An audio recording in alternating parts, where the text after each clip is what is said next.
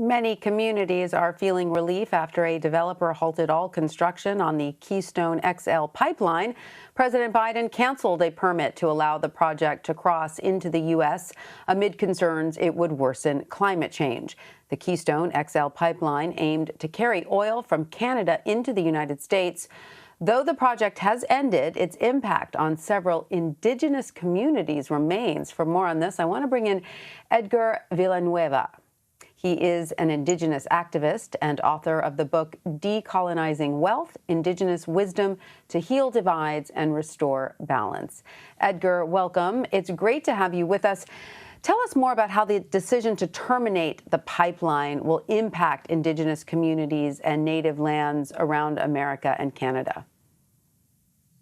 Thank you, Tanya, for having me on. This is a major victory for our communities. We are celebrating, but yet we know the fight is not over.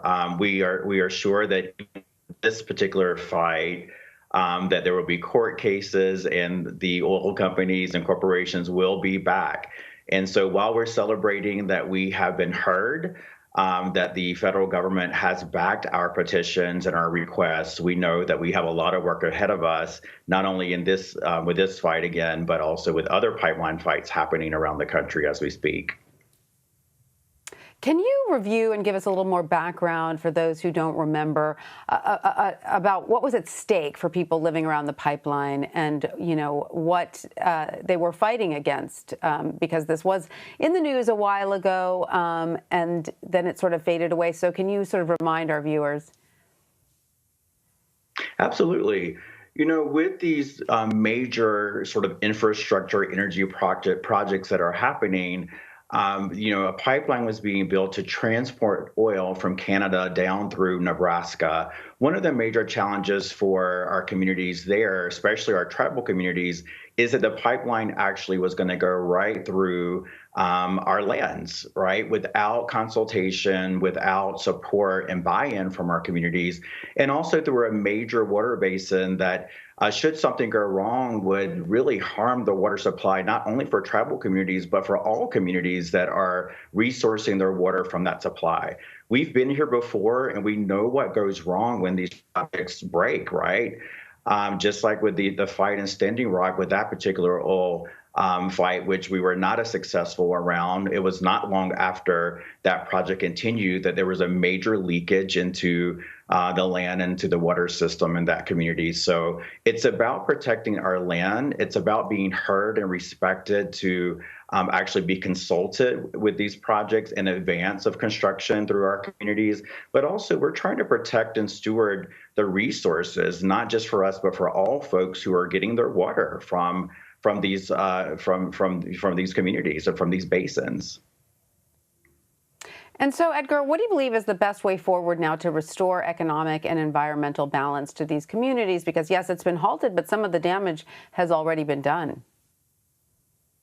I think that it's really important for the concerns and for the voice of Indigenous leaders on the front lines to be heard. We are a resilient people, right? We have found a way to survive and to prosper for generations in spite of lots of oppression and the near genocide of our communities. And so what's really important moving forward is that those who live in these communities, especially Native communities who are the stewards of the land, be heard and that their petitions be considered. I think we also need to think about with this particular fight, but also more broadly in the United States, how do we begin to actually document the truth and the grievances of what has transpired throughout generations of time that continue to dehumanize and to deprioritize our voices? And how can we repair that, right?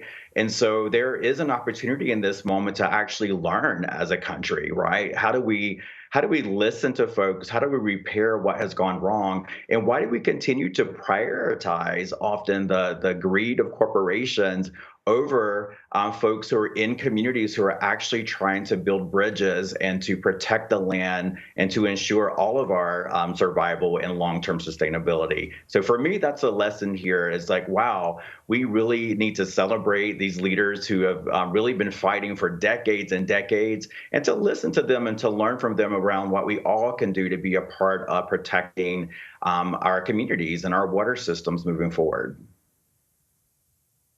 And Edgar, while I have you here, authorities uncovered the bodies of more than 200 Indigenous children on the grounds of a former school in Canada last week. How is that discovery shedding new light on a painful past? It is heart-wrenching, and for me as an Indigenous person to be reminded that of the near genocide of my community.